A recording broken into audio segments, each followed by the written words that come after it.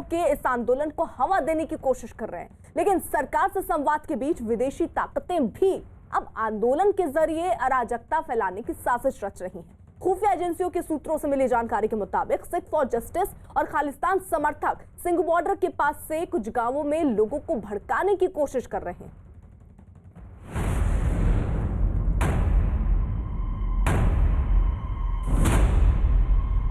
ये दुर्भाग्य का विषय है कि इस तरह कोई किसान कभी नहीं कर सकता।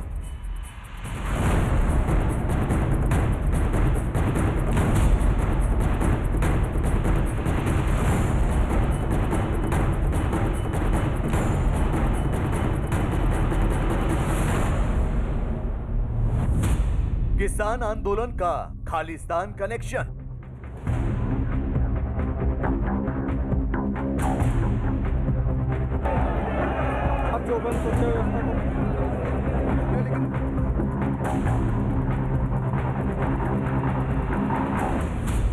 किसान का नाम, अल्ट्रा लेफ्ट का काम।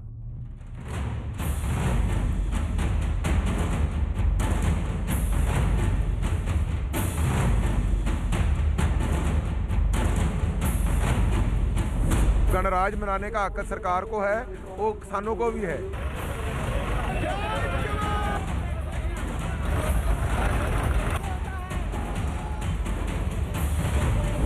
हर उस काम का विरोध करेंगे जो मोदी जी जनहित में कर रहे हैं। देश में आंदोलन, विदेश से साजिश।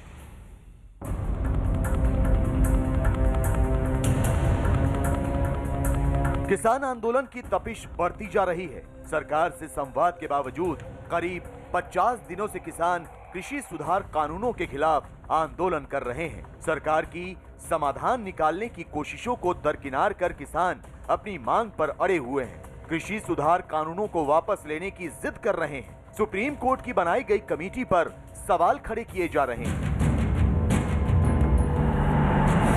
कल तक कृषि सुधार कानूनों में संशोधन की मांग करने वाले किसानों के तेवर और सुर दोनों बदले बदले नजर आ रहे हैं। आंदोलन कर रहे किसान 26 जनवरी की परेड में खलल डालने की तैयारी कर रहे हैं। ऐसे में सवाल ये कि संवाद से समाधान निकालने की कोशिश कामयाब क्यों नहीं हो पा रही? सरकार के प्रस्तावों से किसान बार बार इनकार क्यों कर रहे हैं? आंदोलन में अराजकता के पीछे राजनीति तो नहीं है? कहीं आंदोलन की आग भड़काने में विदेशी ताकतों का हाथ तो नहीं है? कहीं इसके पीछे भारत की अखंडता को चुनौती देने वालों की साजिश तो नहीं है?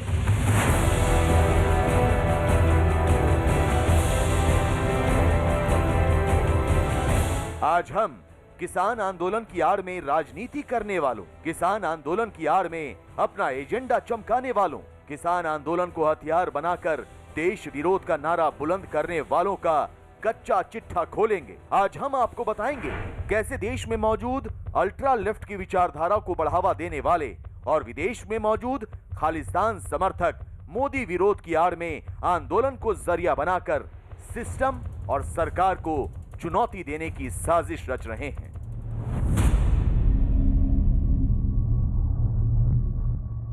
किसानों के बीच लगातार भ्रम फैलाया जा रहा है। उन्हें प्रेरित किया जा रहा है कि ज्यादा से ज्यादा वह प्रदर्शन में हिस्सा ले। खुफिया एजेंसियों को इस बात की जानकारी मिली है कि पिछले कुछ महीनों के दौरान आधा दर्जन छोटे बड़े ऐसे प्रदर्शन ब्रिटेन और कनाडा में हुए हैं किसान आंदोलन को लेकर, जिनका पूरा सपोर्ट सिख फॉर जस्टिस जैसे संगठन से था।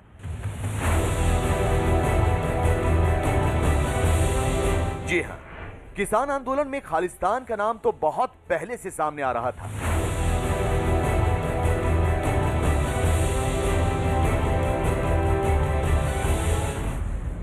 सरकार इस बात की आशंका भी जता रही थी कि खालिस्तान समर्थक आंदोलन की आड़ में बड़े पैमाने पर हिंसा को अंजाम दे सकते हैं।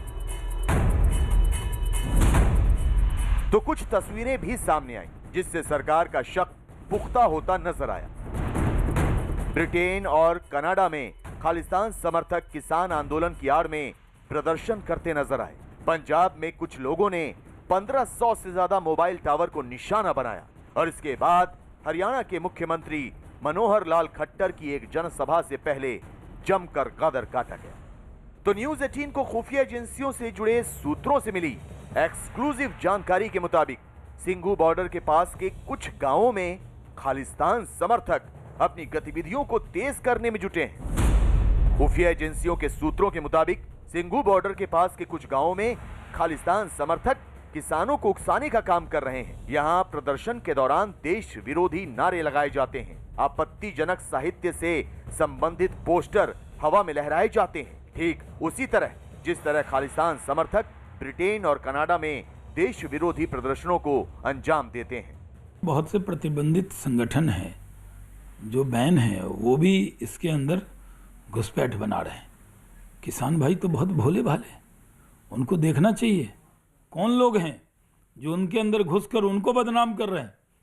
ऐसे जो देश विरोधी सोच वाले लोग हैं, उनको किसान आंदोलन के जो नेता हैं उनको अलग थलग करना चाहिए। कौन लोग हैं जो बातचीत सफल नहीं होने देना चाहते। किसानों को गुमराह करने का काम कर रहे हैं। ये सब वो लोग हैं जिनको मोदी जी के अच्छे काम पसंद नहीं है। हर उस काम का विरोध करेंगे जो मोदी जी जनहित में कर रहे हैं। अब जनता में चुनाव होता है तो जनता मोदी जी के पक्ष में निर्णय देती है, जनता में जीत के आ नहीं सकते। अब वो इन्हीं तरीके से कभी सीए के नाम पर आंदोलन करा देंगे, कभी किसानों को उकसाने का काम करेंगे, और ये खत्म हो जाएगा तो कोई और मुद्दा उठा लेंगे। इसमें दो राय नहीं कि विदेश से लेकर देश के भीतर तक खालिस्तान समर्थक किसान आंदोलन के जरिए अपने एजेंडे को धार देने की कोशिश कर रहे हैं, जिसकी तस्दीक ये तस्वीरें भी करती है। गौर से देखिए,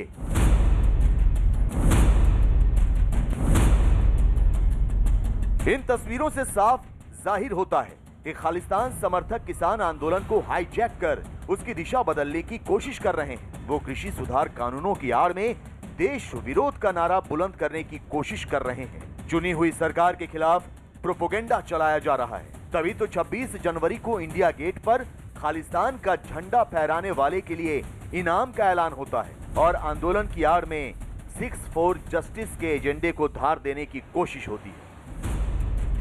यही वजह है कि देश की तमाम शीर्ष जांच एजेंसियां 6 फॉर जस्टिस और रेफरेंडम 2020 के खिलाफ जांच में लगी हुई हैं। एनआईए ने चरमपंथी सिख संगठन के 16 सदस्यों के खिलाफ चार्जशीट कुछ दिनों पहले दाखिल की है, जिसमें परमजीत सिंह पम्मा, गुरपतवंत सिंह पन्नू और जीएच धालीवाल जैसे नाम शामिल हैं। भारत में इन सदस्यों और संगठन से जुड़ी जितनी भी प्रॉपर्टी है वो अब कानूनी रूप से जब्त होगी। साथ ही विदेशों में जो इनकी संपत्ति है वो अंतर्राष्ट्रीय कानूनों की मदद से जब्त की जाएंगी।